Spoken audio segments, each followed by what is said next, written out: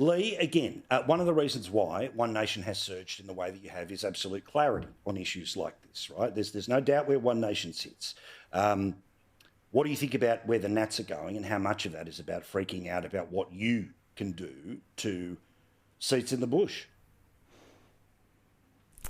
Look, first of all, it's great to see that common sense is starting to prevail, right? So well done.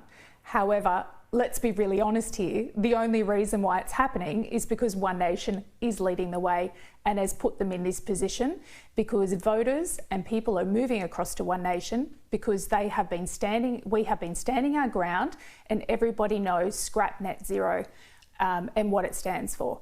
So yes, it is a good start. However, I have my concerns. Pardon me. I have my concerns. Great. Get rid of net zero by 2050 target, says the Nationals, but still want to achieve the emissions. The question's going to be in the detail. How? How are they going to? What does their plan look like? You know, and this week coming up into the floor of Parliament will be key.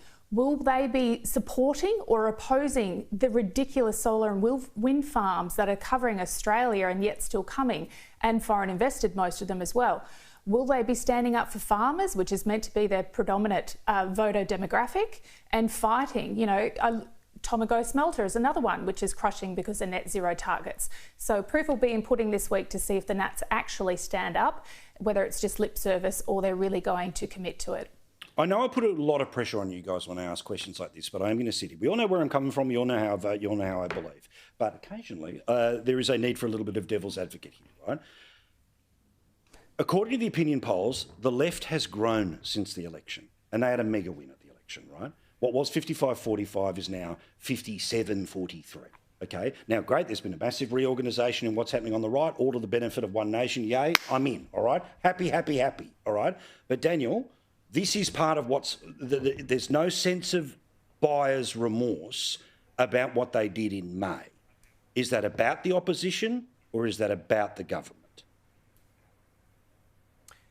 Yeah, it's a fair point, Paul. I've got a couple of observations. I mean, firstly, obviously Labor won in a landslide, but there was not a lot of enthusiasm for Labor. It was a vote against Peter Dutton and the Liberal Party, and I can tell you that as a candidate.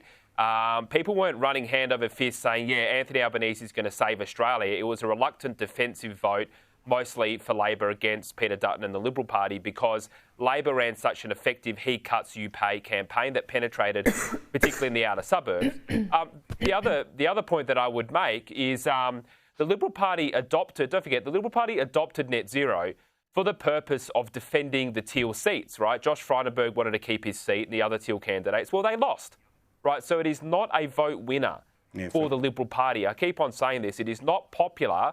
People know whether you're being authentic or not authentic. And the reality is that this is a vote loser for the Liberal Party. So, look, I think this is a move that will gain public support. Again, if it is argued for, you must make the case. That's the critical point here. All right, Lee, let's talk about One Nation and its growth, particularly in Tasmania. Now, again, it's all well and good for you to be the superstar that you are, to be the candidate, to be as available to programs like this, which means the world to us. I think you've got a mega future in front of you. And if you ever need somebody to pump your tyres, just give me a call, okay? Always here to pump your tyres, okay? But obviously you need an organisation behind it, and you're starting to get it. And that also means members, because these are the people who can go and knock on a door, for the 17 weeks of early voting, actually stand there, be it in the sun or be it in the rain. Tell me about One Nation and what you're starting to now build in Tasmania. We have seen tremendous growth and support for One Nation, not only nationally with 100% increase in membership since the election, but specifically if I just look at Tasmania. You know, I actually launched our first branch in Tasmania a couple of weeks ago up in Bass, which is Launceston region, and the turnout was phenomenal. It was amazing. You know, the whole purpose of the branch, as you say, is to help ensure we identify the right candidates and get them elected through volunteers and support. But it's also to give them a voice.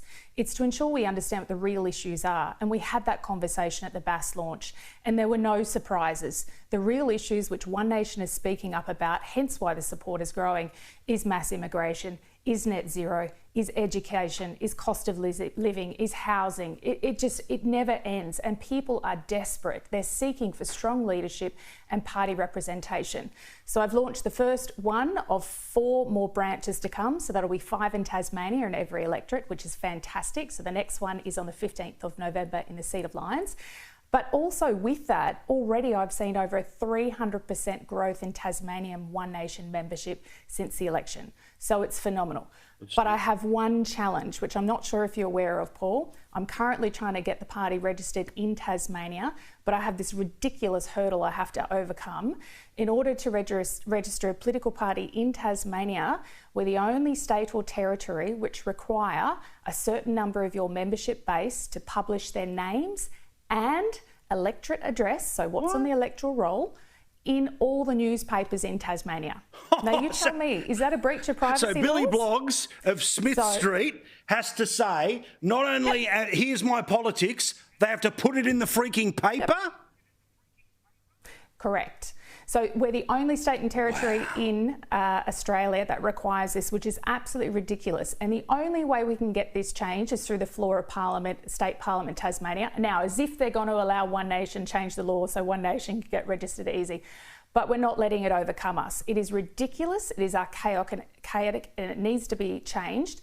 But the support is there. So we're getting our stat decks, and don't you worry, it won't be long before we're registered, and we'll be putting candidates in the state election and the council election. So here we come. Yeah, let's see. Let's see. All right. Well, look, it is a minority government, only held together with sort of, twine and wire. So we'll see what happens. Again, fairly lefty ones, and they're not going to be that great to One Nation. But good point. Thank you, guys. Do appreciate it. We'll see you again next week. No sooks, no lefties. Good chat.